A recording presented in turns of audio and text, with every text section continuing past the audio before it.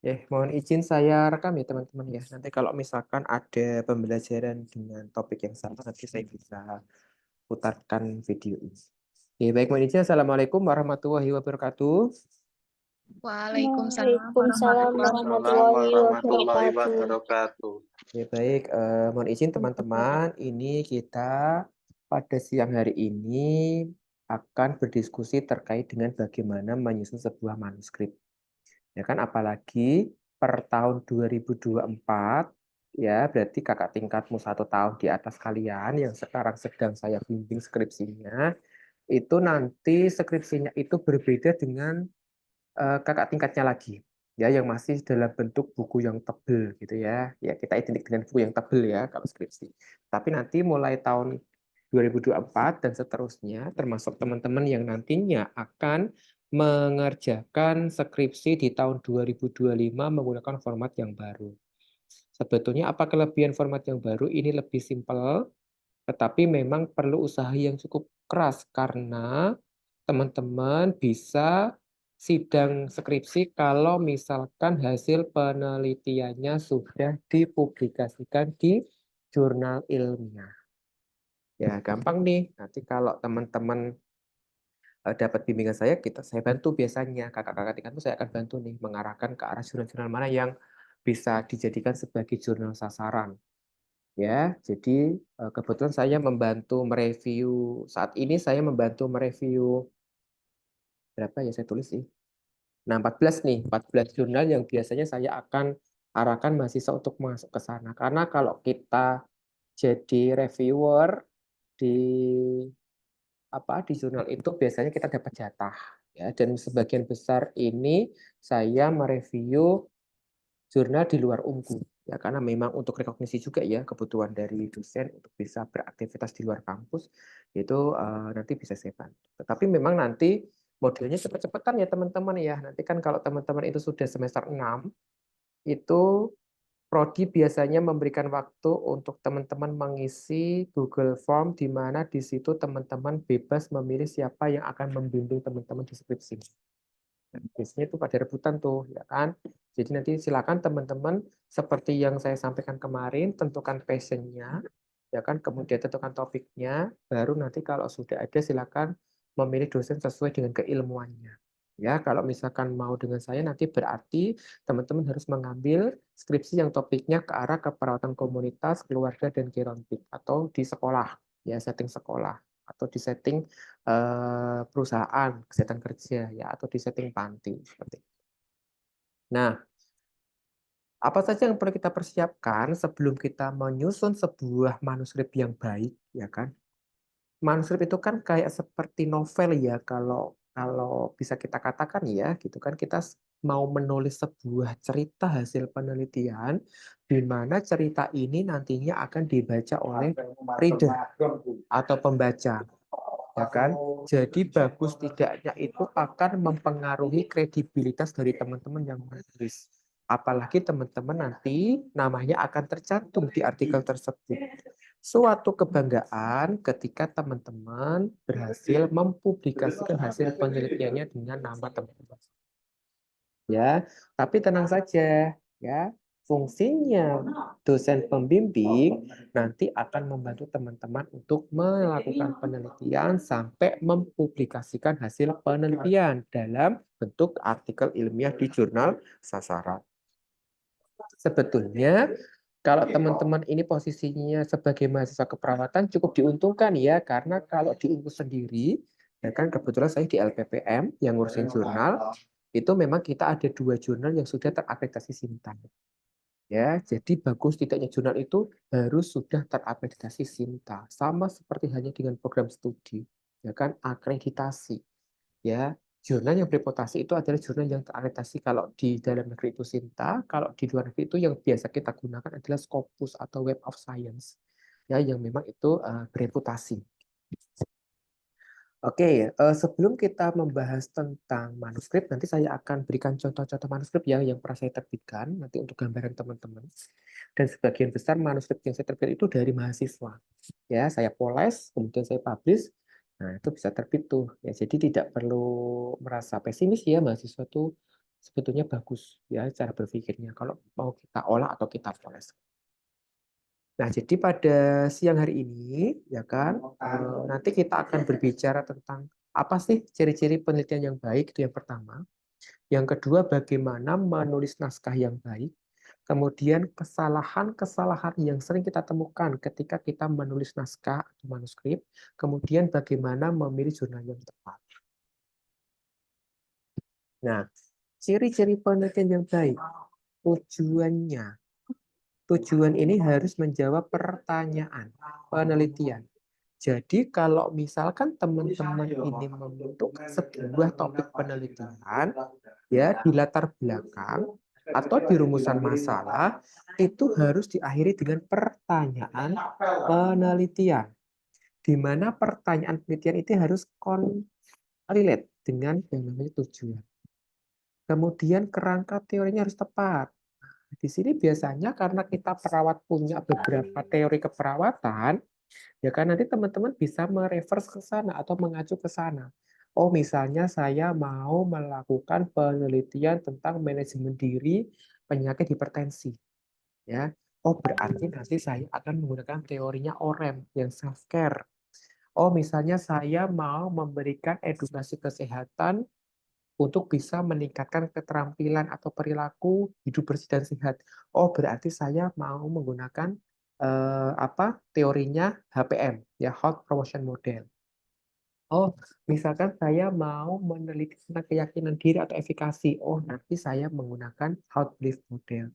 Nah, jadi sebetulnya kerangka-kerangka teori yang kita gunakan atau kita tuliskan di skripsi ini seharusnya mengacu kepada teori keperawatan yang sudah ada. Tergantung kita nanti mau meneliti tentang apa dan teori apa yang bisa memayungi penelitian. Kemudian yang paling penting lagi harus dirancang dengan baik. Artinya ketika kita menyusun sebuah proposal harus jelas, ya kan? Jelas segala halnya, ya fenomenanya jelas, kemudian tujuannya jelas, kemudian metode yang digunakan itu juga tepat. Nih yang ketiga. Kemudian pemilihan sampel ini hati-hati, ya kan? Besar kecilnya sampel akan mempengaruhi hasil penelitian. Teknik sampling yang kita gunakan juga akan mempengaruhi hasil penelitian. Jadi hati-hati. Sebisa mungkin, ya kan kalau memungkinkan kita bisa menggunakan sampel yang besar dan menggunakan teknik yang bagus. Di mana teknik yang direkomendasikan untuk sebuah penelitian yang bagus itu adalah random atau acak. Ya, jadi mungkin kemarin teman-teman sudah belajar nih dengan dosen sebelumnya tentang teknik sampel, sampling atau belum mungkin ya karena saya tidak tahu nih. Kemudian collecting data, ketika teman-teman mengumpulkan data ini harus di-collecting atau dikumpulkan dengan hati-hati tanpa bias. Ya, jadi jangan sampai ada faktor-faktor perancu yang mengganggu hasil penelitian. Instrumen yang digunakan harus tepat. Tepat tuh yang seperti apa? Yang valid dan reliable. Ya enggak, prosedurnya harus jelas dalam mengumpulkan data. Kemudian data dianalisis, ditafsirkan, dan disimpulkan dengan benar. Ya, jadi kalau misalkan kita sudah punya data mentah, nah kemarin kelas D sudah belajar nih tentang analisis data.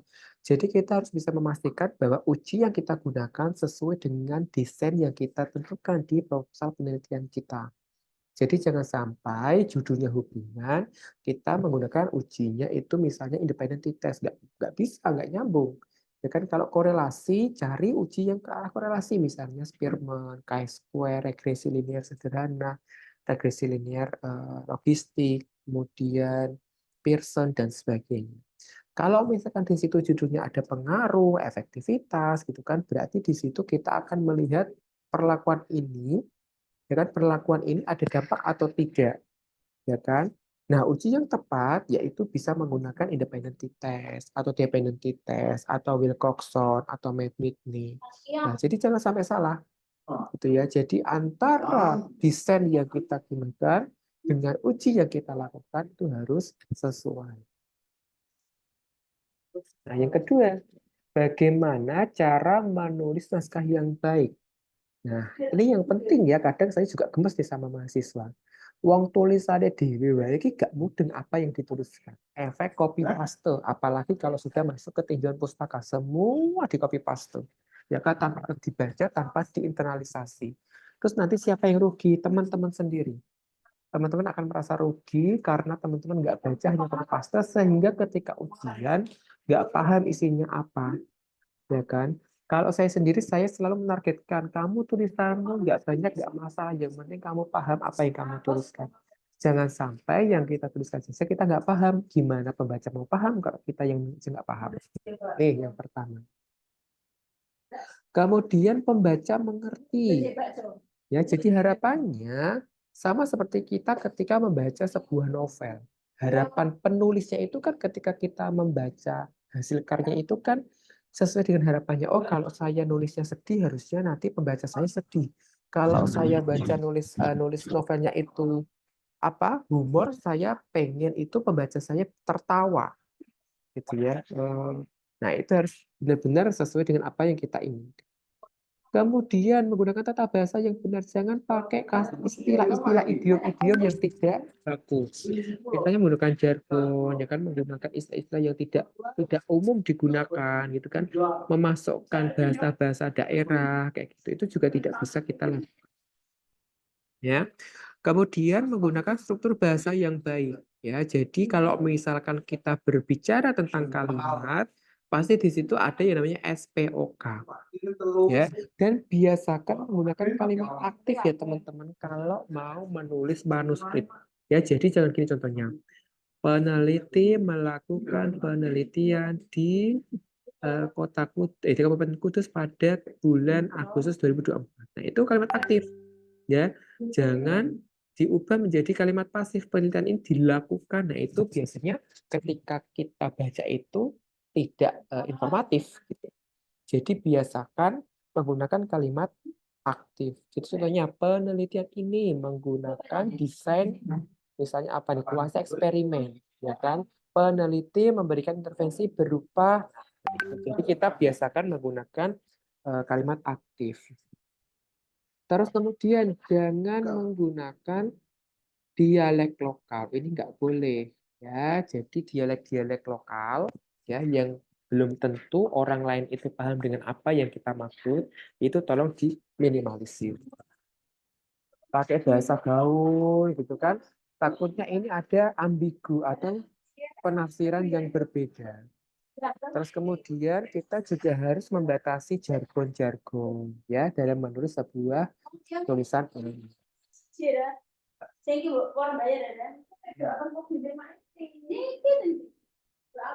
Oke. Nah, ini struktur artikel ya teman-teman ya. Dalam sebuah artikel itu di sini pasti diawali dengan judul.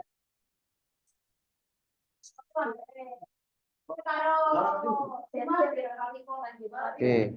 Ya, ini diawali dengan judul ya teman-teman ya. Diawali dengan judul dulu. Nih, judulnya.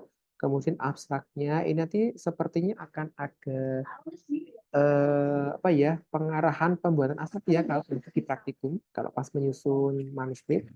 Kemudian kata kuncinya, ya kan. Terus kemudian di sini harus memperhatikan struktur imrat, ya. Ada introduction. Apa itu introduction? Pendahuluan. Biasanya berisi latar belakang. Kemudian metode, apa saja yang harus ada di metode nanti kita bahas di slide selanjutnya. Kemudian hasil, kemudian diskusi atau pembahasan. Harus ada kesimpulan, ucapan terima kasih, kemudian referensi atau daftar pustaka, dan supplementary data kalau diperlukan. Ya, itu. Jadi yang penting imrat sama conclusion, acknowledgement, dan reference.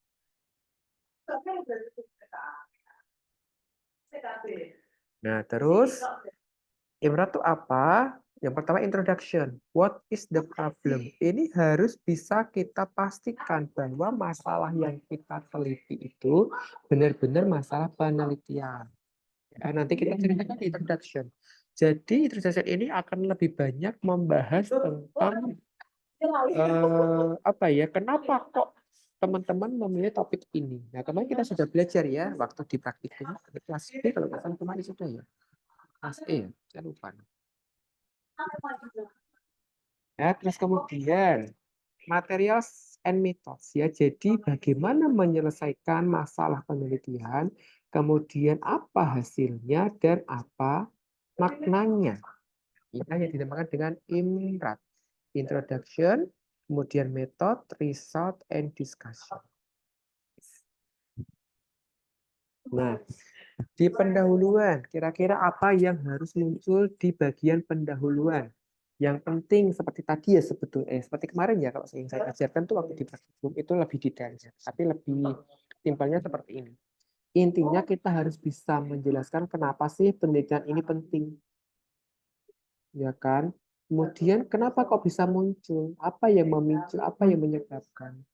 Kemudian jangan lupa kita kuatkan dengan teori-teori yang digunakan. Kemudian kesenjangan gap ya, gap ya, gap research gap-nya, kesenjangannya ya. Kemudian pertanyaan penelitian, jangan lupa kita tuliskan di latar belakang atau pendahuluan sama informasi tambahan. Contohnya apa? Kita tambahkan prevalensi, kemudian penyebab meningkatnya masalah, dampak jika masalah ditangani, hasil penelitian sebelumnya, kemudian state of the art, kebaruan, ya, kemudian implikasi terhadap perkembangan ilmu pengetahuan dan profesional. Nah, ini yang perlu kita masukkan dalam sebuah latar belakang. Kemarin sudah belajar ya kita yang di lab ya. Nah, subjek dan metode ya.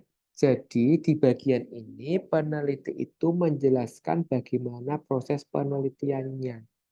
Apa saja isinya? Kita harus tuliskan desain penelitian. Kemudian waktu dan lokasinya, kapan dan di mana. Siapa populasi dan berapa jumlahnya, sampelnya itu ada berapa jumlahnya, kemudian teknik samplingnya menggunakan apa. Ya, kalau misalkan di situ dia pakai proportive sampling, berarti harus ada kriteria inklusi dan kriteria eksklusi. Kemudian operasional variabel kita tuliskan juga. Metodenya, ya instrumen pengukurannya siapa saja, apa saja, kemudian analisis data dan keterangan kalau bisa ya lolos kaji etik penelitian. Nah, ini harus dijelaskan secara rinci ya teman-teman ya. Sehingga pembaca itu bisa mereplikasi atau menduplikasi dari apa yang sudah kita teliti. Ya, prosesnya itu nanti bisa apa ya, dicontoh oleh pembaca yang nantinya akan melakukan hal yang sama. Gitu. Kemudian di subjek dan metode ini biasanya kita menggunakan subtitle, ya kan, kemudian dibentuk dalam itu dalam bentuk lampau ya, kalau di bahasa Inggris itu have atau has ya, atau misalkan dengan verb three. Gitu. Jadi karena ini penelitian sudah dilakukan, jadi kita menceritakan seakan-akan penelitian ini sudah selesai dilakukan. Nah, hasilnya apa yang perlu kita sampaikan? Temuan penelitian. Ya kan? Kemudian dalam hasil kita tidak boleh memberikan komentar. Ya, karena ini bukan bagian di hasil, tapi nanti di pembahasan kalau kita mau memberikan asumsi atau persepsi. Ya, kemudian kita belum boleh mendiskusikan lebih lanjut di bagian hasil karena di sini memang dia tidak melakukan pembahasan atau diskusi dari apa yang ditemukan. Kemudian hasil penelitian itu hanya dituliskan data yang mayor saja. Ya, kemudian ditulis dalam bentuk lampau, ya kan? Kemudian tabel, gambar itu ada judulnya, nomornya tersendiri. Jadi tabel satu, misalnya gambaran karakteristik responden seperti itu. Nah, selanjutnya diskusi. Ya kan, apa saja yang perlu masuk atau apa saja yang perlu ada di diskusi? Yang pertama, di bagian diskusi cukup membahas temuan utamanya saja tanpa ada embel-embel temuan secara detail. Ya, kemudian kita berikan komentar temuan yang kita dapatkan, terus kita hubungkan dengan hasil penelitian sebelumnya. Nah, di bagian akhir nanti kita bisa tuliskan keterbatasan penelitian. Nah, ini abstrak. ya kan? Abstrak ini biasanya terletak di awal penelitian, awal artikel penelitian, ya. Ada kata kuncinya, kemudian standarnya ini ada 250 kata, ya, di mana abstrak ini terdiri dari latar belakangnya apa, kemudian subjek dan metodenya apa, kemudian hasilnya bagaimana, dan kesimpulannya apa. Ya. Nanti untuk bisa teman-teman menggampangkan untuk menghitung, jadi hasil itu, subjek itu berisi 2 sampai 3 kalimat tentang subjek penelitian dan metode. Latar belakangnya 2 sampai 3, subjek dan metodenya 2 sampai 3, hasilnya itu teman utama ya menjawab pertanyaan penelitian yang umum. Kemudian kalimat tentang kesimpulan dan implikasi atau syarat kan temuan penelitian. Jadi intinya temuannya apa, baru kita nanti sesuaikan.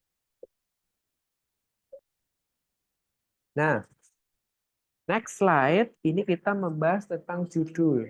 Ya, judul itu harus seperti apa? Harus spesifik dan mencerminkan isinya. Jadi judul ini kalau kita jualan, ya teman-teman, itu kayak kita menentukan brand atau merek. Kemarin yang kelas kita sudah belajar ini ya, belajar mengidentifikasi judul ya. Dan itu harus semenarik mungkin. Sama seperti ketika kita mau membuat sebuah produk. Pasti di situ kita akan membuat merek yang eye catching, kemudian yang menjual banget, kemudian yang gampang diingat, dipahami oleh pembeli atau customer dan sebagainya. Sama seperti ketika kita membuat judul. Gitu. Terus kemudian judul ini harus informatif, ya, kemudian akurat dan singkat, ya, serta jelas. Ini biasanya itu ada sekitar 16 sampai 20 ya. 20 kata. 20 kata kalau judul itu standarnya. Kemudian ini menarik pembaca. Oh, penting nih ketika dia sudah excited, dia sudah penasaran, kemudian dia akan membaca isinya, isi manuskrip kalian. Terus kemudian di judul jangan menggunakan jargon, tidak boleh, ya, nggak boleh pakai singkatan, ya. Kemudian rumus nggak boleh muncul di judul, angka tidak boleh muncul di judul, ya.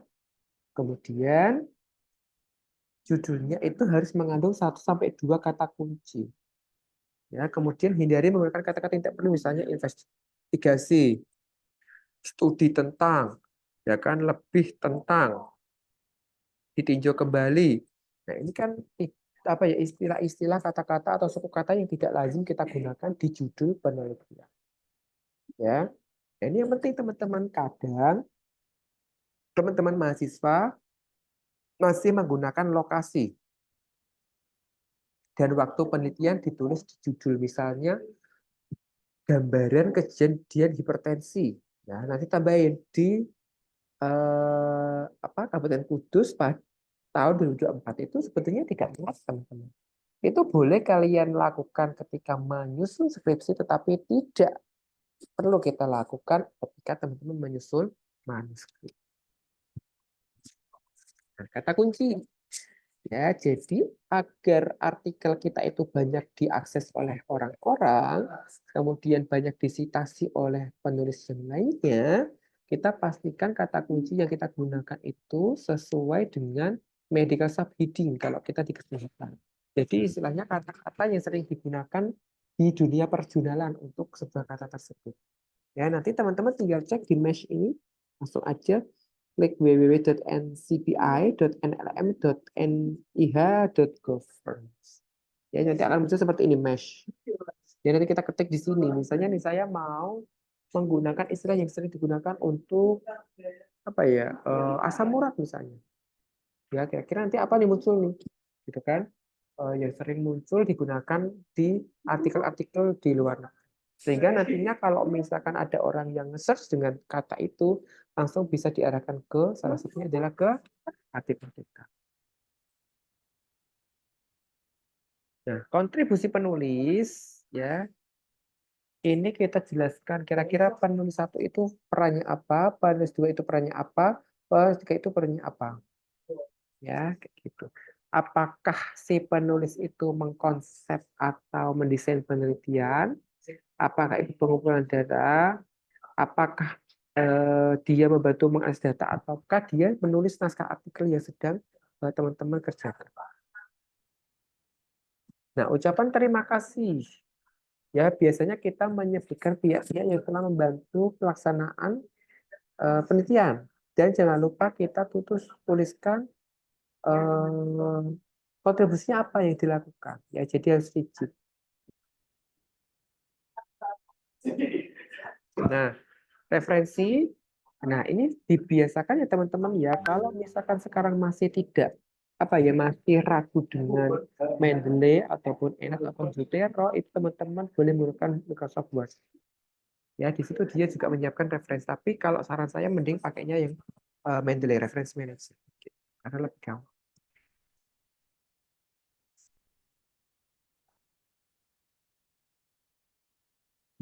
Ya.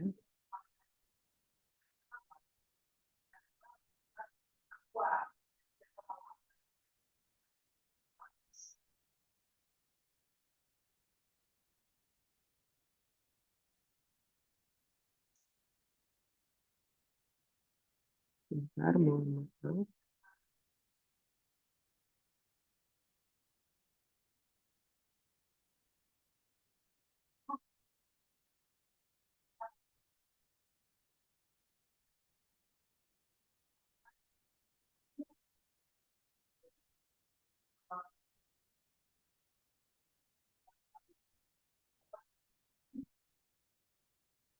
Sebentar. Oh iya, aku lewat ternyata. Ternyata. Sebentar, saya buka file ini dulu.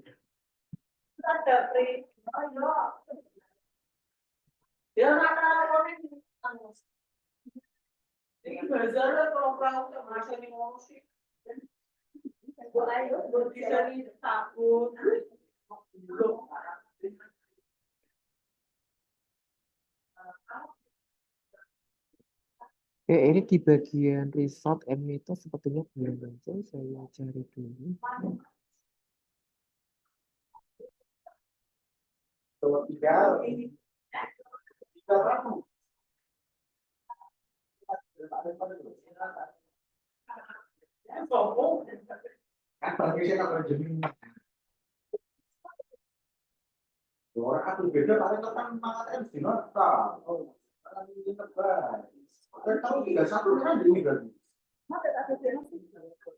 Oke, ini ya untuk subjek dan metode tadi kayaknya kelewat nih slide-nya. Jadi nanti yang kelas D yang kemarin saya kirim saya tambahkan ya ada beberapa slide yang kepotong kayaknya. Nah, subjek dan metode ya. Jadi ini kita menjelaskan bagaimana peneliti melakukan penelitian.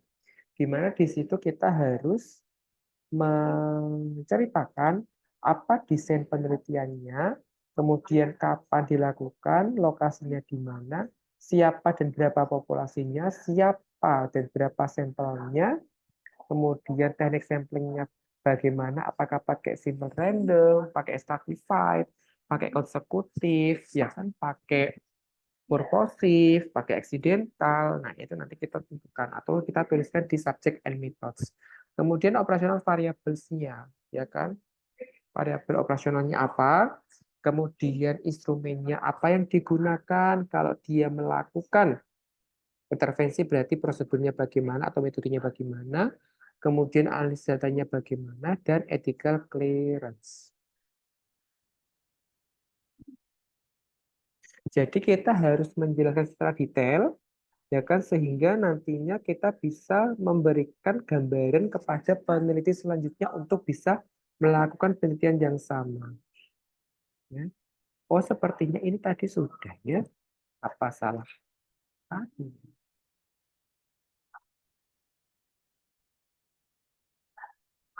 Oh, bentar. Yang salah. Oke, jadi sepertinya bentar saya coba sharing dulu. Tuh, sepertinya tadi sudah ya di atas kayaknya. Oh, ini kebalik sorry. Oh ya udah. Cek. Oh ya sudah. Ini berarti. Oh, I see.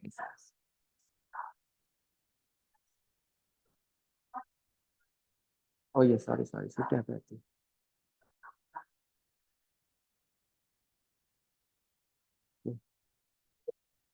Nah, kesalahan umum yang sering kita lakukan saat kita menulis artikel itu yang pertama adalah abstrak yang kita tuliskan yaitu tidak memberikan pernyataan yang jelas.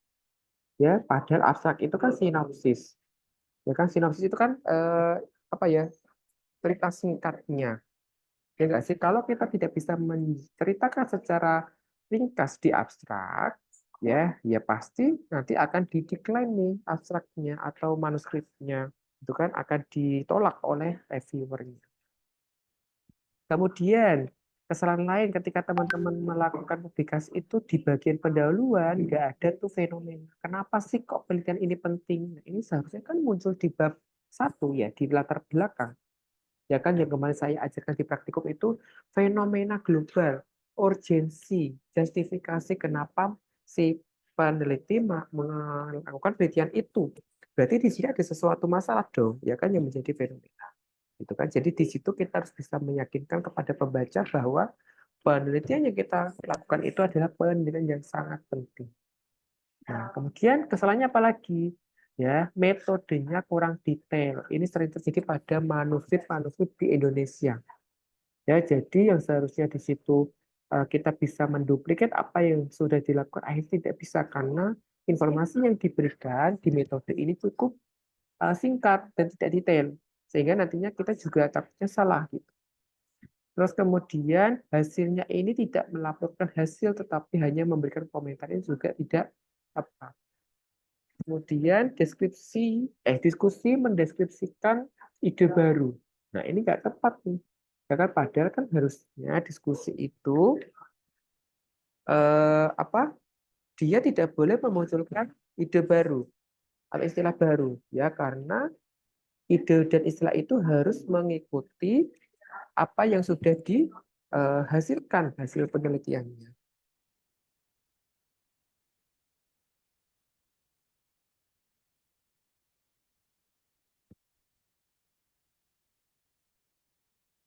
Oke, terus ya, jadi jangan diskusi dulu kan. Diskusi itu nanti di bagian diskusi.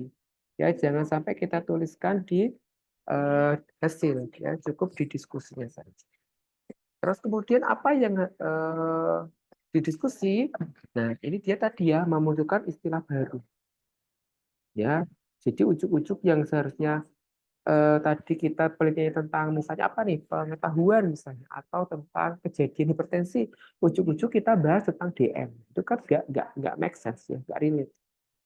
Kemudian banyak imajinasinya, ya harus mengawang-awang, kemudian tidak mendukung pernyataannya. Kalau di situ ada apa ya penelitian yang mengidentifikasi hubungan pengaruh gitu kan, nah seharusnya pembahasannya juga yang harus berasal dari informasi artikel yang sama dengan yang kita temukan di penelitian kita. Nah, kemudian kesimpulan, implikasi, bahkan saran, bukan berdasarkan dari hasil penelitian. Jadi ini. Nah, sekarang memilih jurnal yang tepat. Bagaimana teman-teman nanti memilih jurnal yang tepat, ya? Ya, jadi kita tentukan nih scope dan aim-nya dulu. Aim dan skopnya dulu, tujuan dan ruang lingkupnya. Oh, kalau misalkan penelitian kalian itu kok penelitian keperawatan, berarti nanti harus mencari jurnal-jurnal yang ada keperawatannya, ya. Kemudian kita cek dulu apakah dia berbayar atau gratis. Kemudian lihat matriksnya, H-indeksnya, H-impact-nya, ya kan? Kemudian periksa lisensi, ya, hak cipta, ya, lisensi hak cipta. Nah, ciri-ciri jurnal predator atau jurnal yang tidak bagus, ya kan? Ini biasanya ditandai dengan proses penyuntingannya cepat. Ya, ujuk-ujuk baru submit udah publish. Nah, itu kan nggak ada proses berarti. Di situ pasti dia jelas dia predator. Kemudian biayanya mahal, ya kan sampai mencekik autor nih, ya kan? Yang seharusnya autor itu bisa apa ya bisa mempublikasikan hasil karyanya karena itu dia cukup mahal, jadi dipertimbangkan lagi untuk dipublikasi. Akhirnya tidak jadi. Nah, di situ akan menjadi salah satu ciri-ciri calon atau jurnal predator. Kemudian tampilannya nggak bagus, ya halaman jurnalnya kalau kita lihat OJS-nya, kemudian volumenya sering, ya kan misalnya dalam setahun itu bisa 6 volume atau lebih dari itu, atau tiap bulan itu terbit, itu ada tuh teman-teman. Saya pernah tuh publish di seperti itu dan akhirnya discontinue, padahal itu awalnya itu dia Scopus, ya India tuh jurnal. Ya karena memang di situ dia setiap bulan tuh kayaknya terbit dan satu terbitan itu banyak banget ya si artikel. Nah ini ya terkait dengan ini artikel dalam satu tahun terbitan itu terlalu banyak.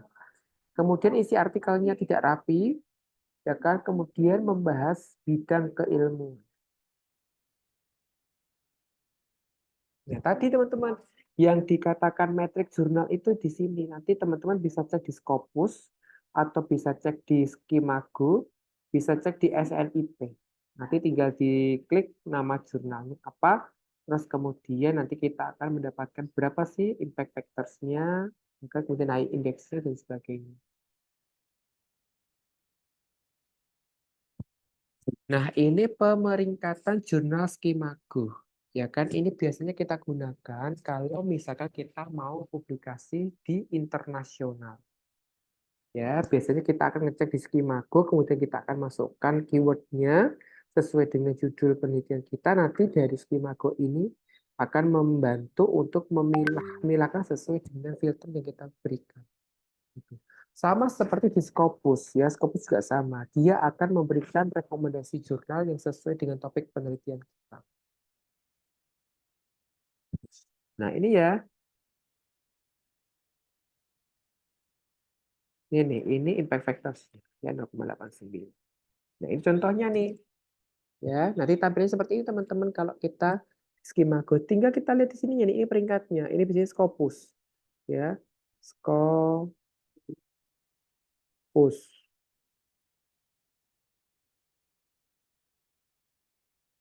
ya Scopus. Sini ya, jadi di sini ada Q1.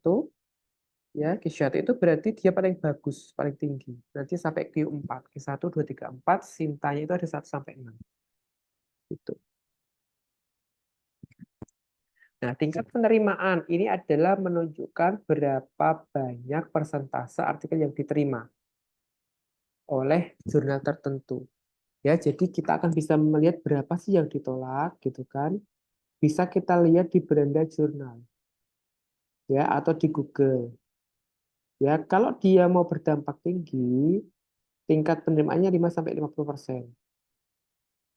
Ya, kalau misalkan dia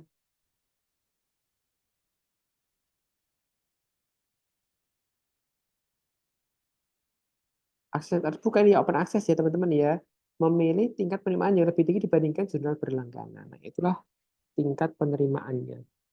Nah, skor kutipan ya.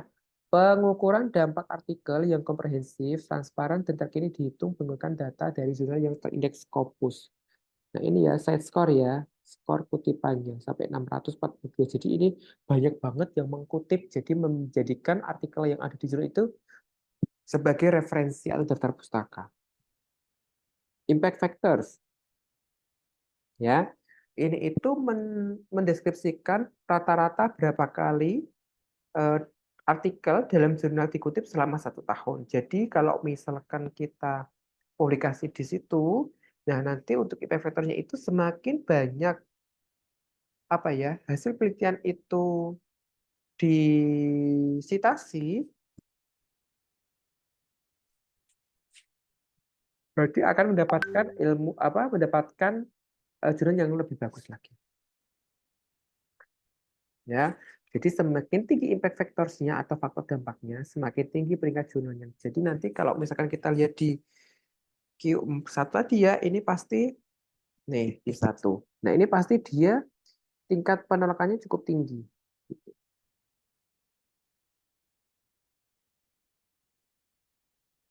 Ya. Kemudian, pelanggaran etika publikasi yang menyebabkan artikel kalian ditolak oleh reviewer. Yang pertama, adanya penulis bayangan. Bayangkan. Ya kan bayangan soalnya. Kemudian ada konflik of interest, konflik kepentingan. Kemudian sudah pernah dipublikasikan atau judulnya itu duplikasi. Ini bahaya lagi nih, pemalsuan. Kemudian kita cek Turnitin tinggi banget persentasenya. Kemudian pelanggaran hak cipta. Nah, ini adalah pelanggaran-pelanggaran yang terjadi pada saat kita mau melakukan penulisan artikel ilmiah. Nah, desk rejection, ya kan, penolakan di awal, ya, ketika kita memasukkan artikel kita ke jurnal yang tidak sesuai dengan skop atau topik penelitian, ya siap-siap akan ditolak. Terus kemudian, ya, pedoman penulisan artikel. Ini kenapa eh, terjadi penolakan karena si manuskrip ini ketika dikirim tidak sesuai dengan panduan yang sudah ditentukan oleh pihak jurnal. Ini sering nih saya temukan nih ketika saya mereview. Padahal di websitenya itu sudah jelas ya bahwa template-nya seperti itu. Ya. Kemudian masalahnya lagi tidak cocok. Jadi mungkin mengambil apa ya masalah-masalah yang terlalu sering ya kan atau malah tidak menarik gitu kan atau tidak etis atau tidak objektif. Ini adalah penyebab penolakan desk rejection.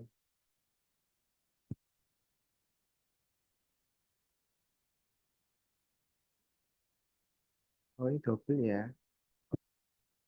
Nah, ID Scopus. Nah, ini contohnya ID Scopus saya ya. Jadi nanti setiap teman-teman ini sudah punya apa ya, sudah punya artikel yang Scopus, otomatis teman-teman punya ID Scopus. Ya, itu otomatis. Nah, ini contoh artikel saya teman-teman. Ini saya terbit di Q3 waktu itu. Ya di Scopus Q3 2019 ini adalah judul tesis saya ya. Jadi di sini contohnya seperti ini judulnya. Jadi tidak perlu kita tuliskan kota, tempat, waktunya dan sebagainya. Ini contohnya juga ini Q2 ya. Ini punyanya mahasiswa nih teman-teman, punya mahasiswa S1 tuh waktu saya masih di Poltekkes. Ini juga sama nih gitu. Ini juga sama, saya pernah publikasi di Malaysian Journal of Medicine and Health Science ya kan. Kemudian dengan judul ini juga punya mahasiswa juga nih. Punya mahasiswa. Semuanya punya mahasiswa nih. Nah, ini contohnya teman-teman. Ya.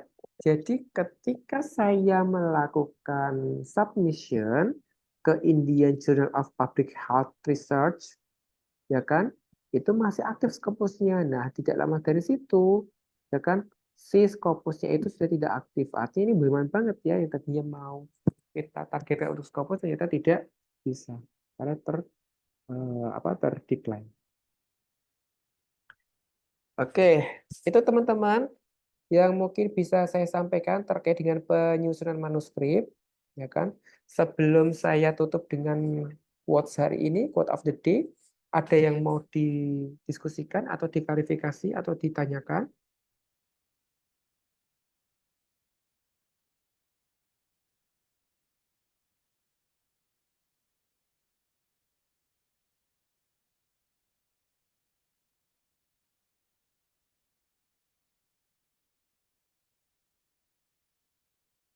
Mungkin belum, Pak. Belum ya? Oke, nanti ini sebetulnya kalau yang manuskrip bukan saya ya. Nah, ini nanti tak kasih contoh dulu deh beberapa manuskrip yang sudah pernah saya bikin dan itu merupakan tugas akhir dari mahasiswa. Ya ini mohon maaf saya tidak pamer ya, tetapi saya memberikan insight buat teman-teman. Oh kayak gini ya kalau menulis artikel penelitian yang nantinya akan dibaca oleh seluruh makhluk hidup di dunia gitu ya. Karena kenapa kan bisa diakses online. Gitu. Makanya kita harus menarik mungkin sehingga kita benar-benar akan dibaca. Ini ada beberapa.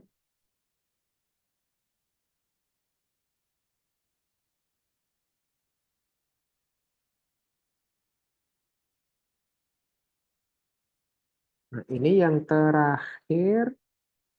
Yang baru saja terbit ini Scopus ya teman-teman yang punya saya. Pokoknya kalau ada Scopus itu sudah menjadi apa ya, sesuatu yang luar biasa bagi dosen. Nah, ini salah satu contoh artikel saya. Jadi nanti setiap manuskrip itu sorry, setiap jurnal itu dia punya template manuskrip yang berbeda-beda. Nah, contohnya ini ya.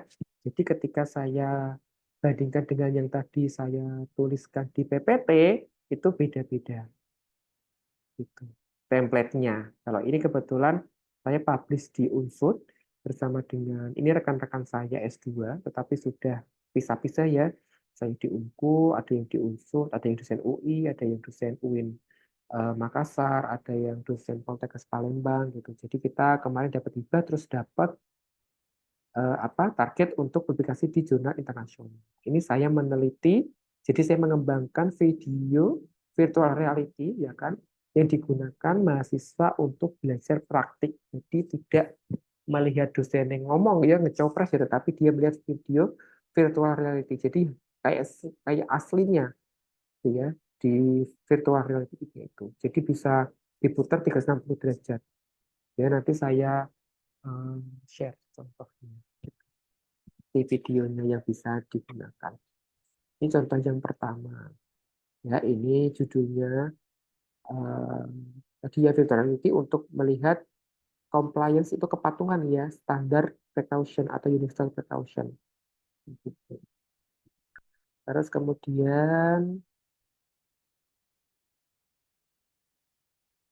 kalau ini bahasa Indonesia ya ini juga tadi teman-teman yang pertama itu saya butuh waktu sampai setahun ya.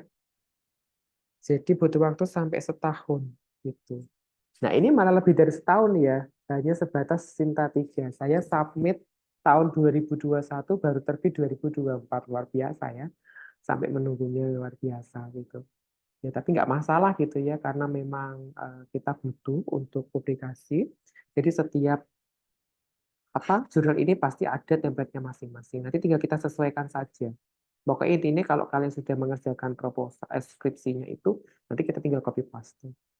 Ya, ini juga sama, ini luaran hibah juga bersama dengan Bu Indana dan Bu Fitriana. Dibantu oleh teman saya dari UNSUD, Bu Lita. Itu kemarin kita melakukan pelatihan kepada kader kesehatan ya untuk meningkatkan keterampilan deteksi dini stunting. Ini template juga mengikuti template jurnal yang ada di jurnal tersebut. Nah, ini Sinta 3. Kalau tadi Q4 ya. Scopus ini ada irasional. Ya, nanti tinggal disesuaikan. Nah, ini nanti akan dibaca nih teman-teman. Jadi reputasi nama kita akan dipertaruhkan di artikel kita. Terus saya kasih contoh lagi.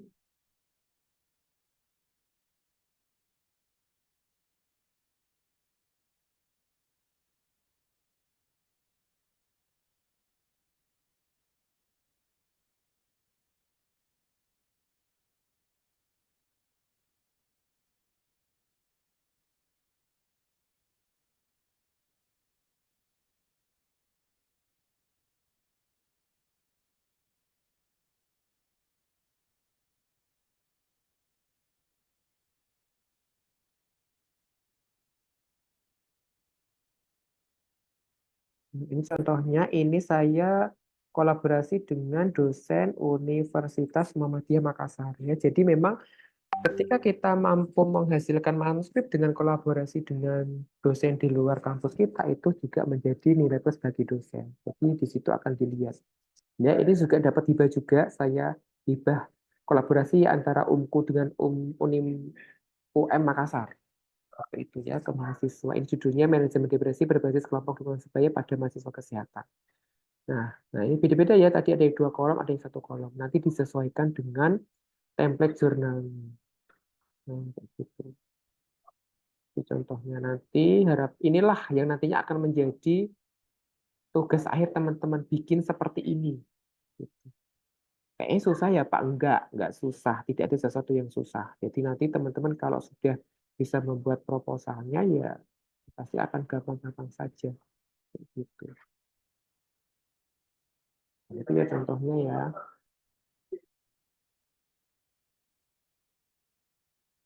Ini contoh punya mahasiswa juga, kakak tingkatmu. Ya. Ini punya Lutfir. Ya. Jadi ini internasional nih. Ya, saya kerjasama dulu. Kalau ini internal dengan Bu Diana dengan Bu Cici. Ya, di sini kita publish di jurnal internasional. Ya, tetapi ini skripsinya mahasiswa gitu. Jadi tinggal gampang lah sekarang gampang ya kalau mau translate juga gampang tinggal pakai Google Translate gitu kan terus nanti dibenerin pakai Grammarly jadi tidak ada hambatan sebetulnya kalau kita mau publikasi ya mau pakai bahasa apapun sekarang gampang banyak tools yang bisa kita gunakan gitu. Terus itu tadi GOAC ya internasional ya kemudian ini tadi.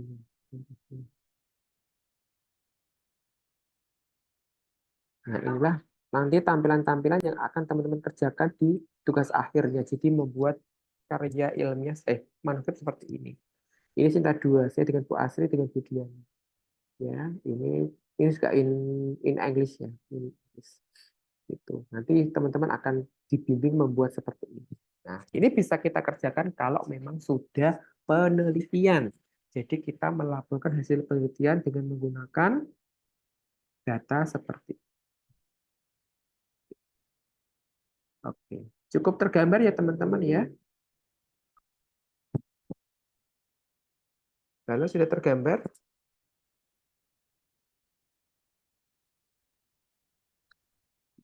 Iya, Pak, bisa di Oke.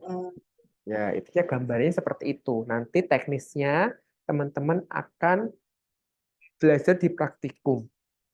Ya, di praktikum yang nantinya akan dipandu oleh tim pengajar metode. Ya. Oke, untuk mengakhiri pertemuan pada hari ini, saya mohon izin untuk menyampaikan kutipan kita hari ini. Yang pertama adalah lakukan yang terbaik di setiap kesempatan yang kita miliki. Lakukan sesuatu hari ini yang akan membuat dirimu berterima kasih di masa depan. Karena harimau mati meninggalkan belang, gajah mati meninggalkan gading, manusia mati meninggalkan nama. Dimana kalau misalkan kita bisa mencantumkan nama kita di manuskrip atau artikel yang kita publikasikan, yang nantinya akan dibaca oleh orang lain, yang akan dimanfaatkan oleh orang lain, yang akan digunakan oleh orang lain, pahala kita akan mengalir secara terus-menerus. Jadi jangan lelah untuk menulis, karena aktualisasi diri, ya kan, pencitraan diri, itu akan lebih baik ketika kita tuangkan dalam sebuah tulisan. Demikian teman-teman yang bisa saya sampaikan. Terima kasih atas perhatiannya. Mohon maaf jika ada kekurangan. Saya akhiri. Wabillahi taufiq wal hidayah. Wassalamualaikum warahmatullahi wabarakatuh. Waalaikumsalam Waalaikumsalam warahmatullahi warahmatullahi wabarakatuh. wabarakatuh. Oke, Terima kasih, baik. Pak. Sami-sami. Nanti materi untuk yang kelas E akan saya share ya ke si pennya. Mohon izin end meeting. Silakan bisa melanjutkan aktivitasnya.